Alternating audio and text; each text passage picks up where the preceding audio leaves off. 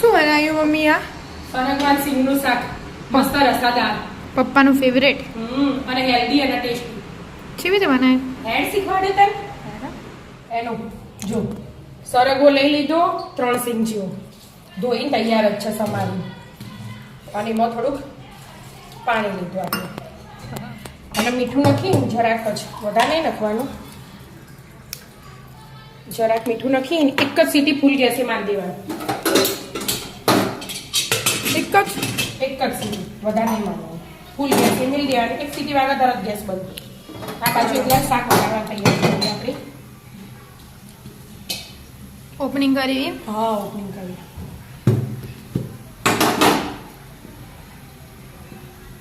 તેલ? હા, 2 ડોકલી તેલ લઈ લીધું. હવે ગરમ થવા દો એના. ગરમ થવા થઈ ગયું ગરમ? રાઈ ફૂટે એટલે ગરમ ખબર પડશે. ફૂટી જાય.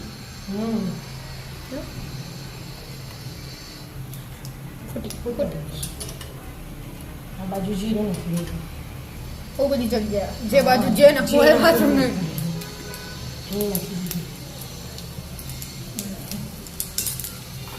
હવે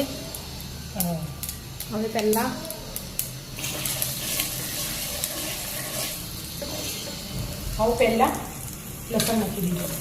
લસણ સમારેલું, મરચાં સમારેલા હું, અને આદુ તો એ જેવું કરી દઈએ. 1 જ મિનિટ એનો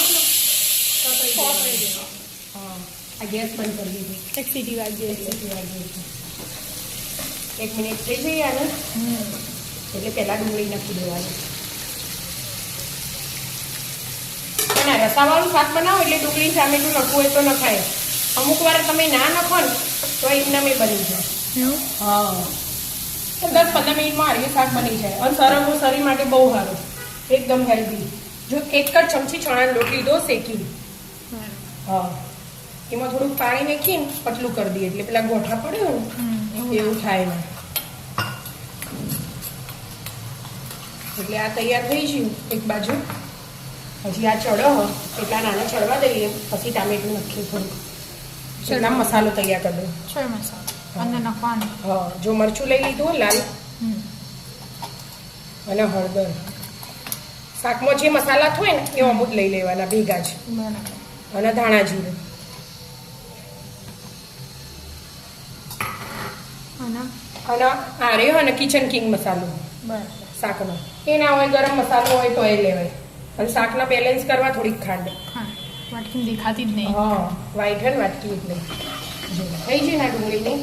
હવે ટામેટું નાખી દઉં એટલે હાથે હાથે બધું ચડી જાય.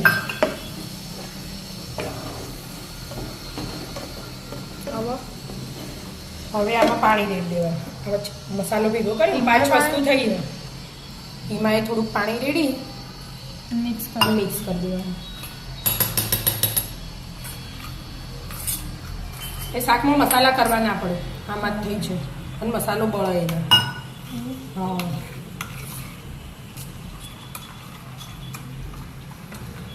ડાયરેક્ટ કરવા હોય તો ડાયરેક્ટ થાય, પણ હું આવી રીતે જ કરું.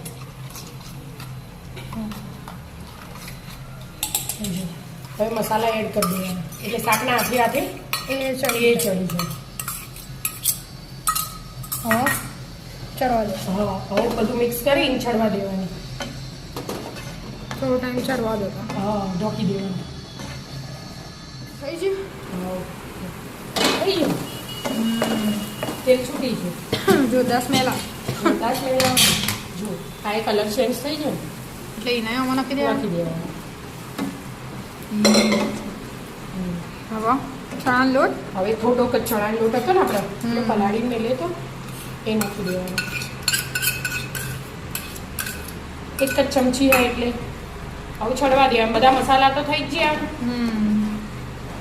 ચણાનો લોટ જેને ના નાખવો એ ઓપ્શનલમાં કાઢી દેવાનો. એવું? હા. અને પેલું દહીં તો ચડી રહી ને બેટા, પછી એના પછી ચડવા દો. બહુ ચડવાનું. 2 મિનિટ જ. 2 મિનિટ? હા, તેલ છૂટે એટલી જ વાર ઢોકી દો ને. હા, જો હા, થઈ ગયું હશે.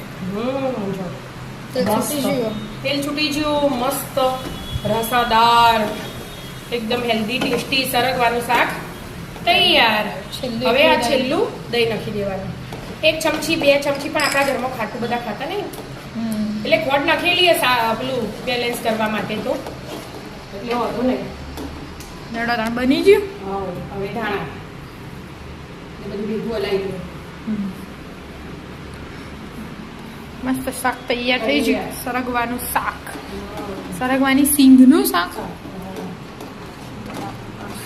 ચલો આવી જાઓ. સરગવાની સિંગનું શાક ખાવા. રાધે રાધે.